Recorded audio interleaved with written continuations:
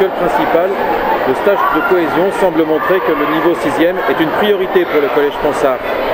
Effectivement, donc c'est une priorité dans la mesure où nous sommes un établissement situé en réseau d'éducation prioritaire et nous faisons un effort particulier par rapport à nos élèves venant des écoles primaires qui sont dans des quartiers très difficiles ou classés en tout cas comme tels, notamment donc le quartier de Malissol ainsi que la vallée de Gers.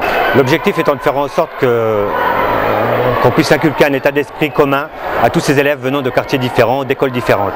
Et c'est très intéressant, c'est très positif à la fois pour les élèves, mais aussi pour les enseignants et bien entendu pour l'établissement.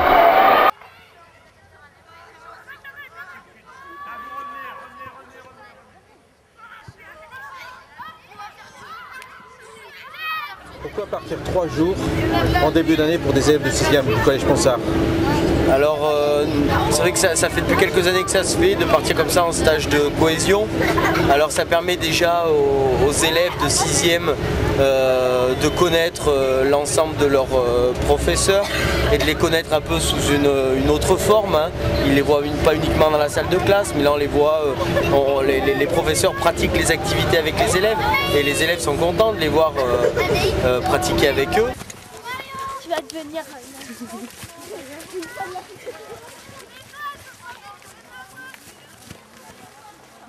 Ensuite, ça crée aussi du lien entre les élèves de la classe, parce que bon, ils font quand même des activités qui sont sollicitantes physiquement, et donc ça nécessite quand même de l'entraide, de la coopération.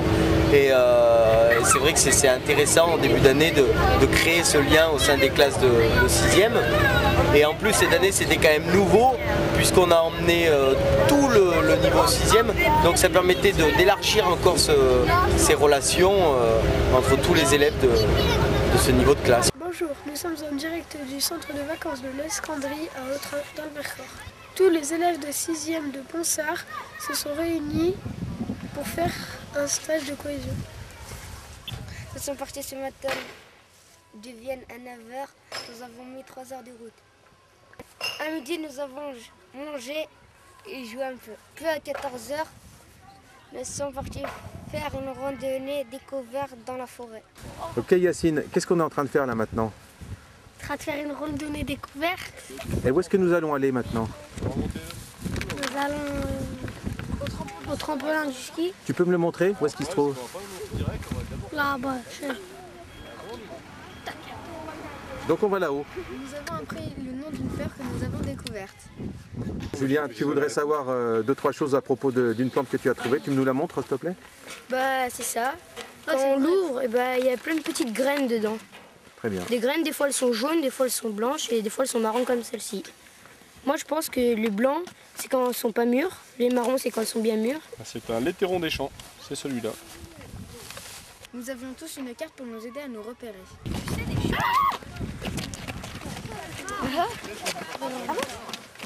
On avance.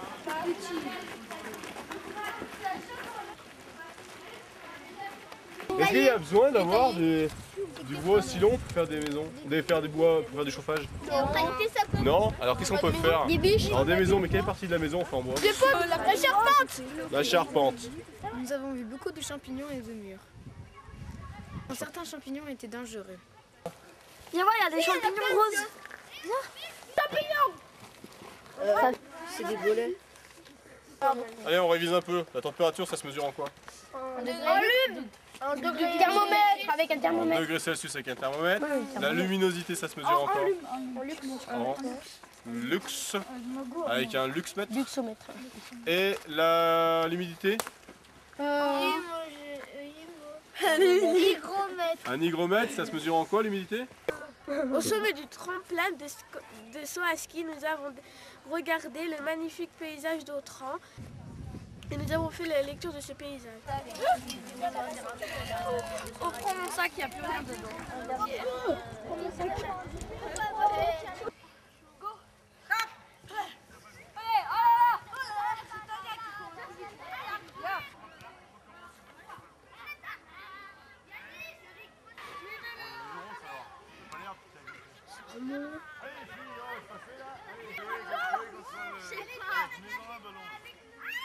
Voilà maintenant.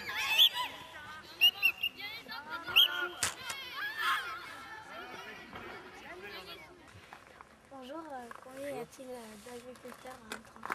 Alors à Autran, on a plus ou moins une quinzaine d'exploitants agricoles. À titre de comparaison, avant la Deuxième Guerre mondiale, dans les années 30, il y avait environ 150 exploitations agricoles sur la commune.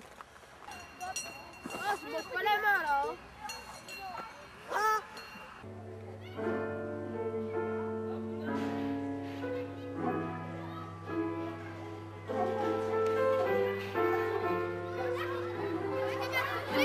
Des problèmes psychologiques, d'accord, avec une certaine limite, parce que je suis assistante sociale, je ne suis pas psychologue, d'accord.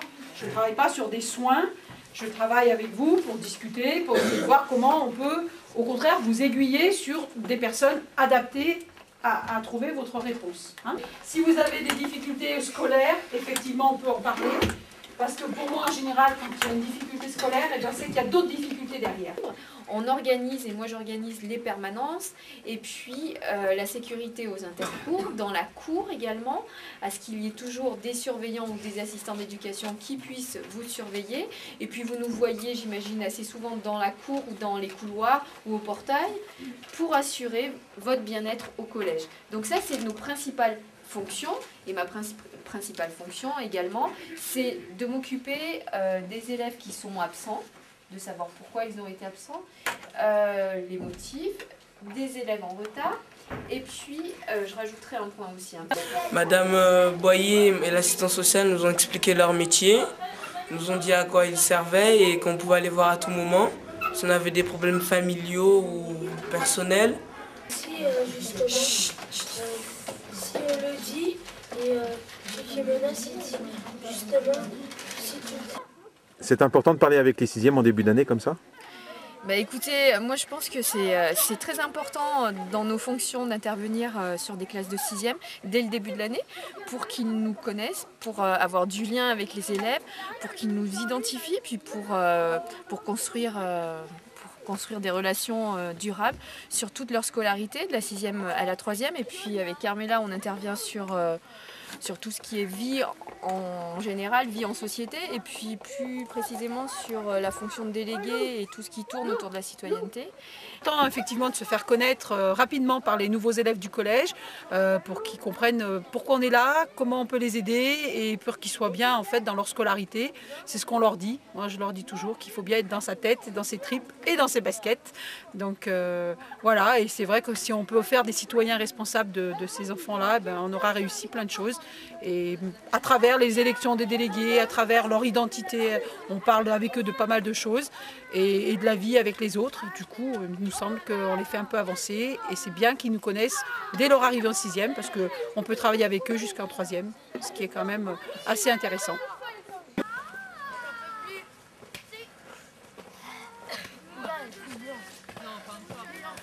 Ah ouais.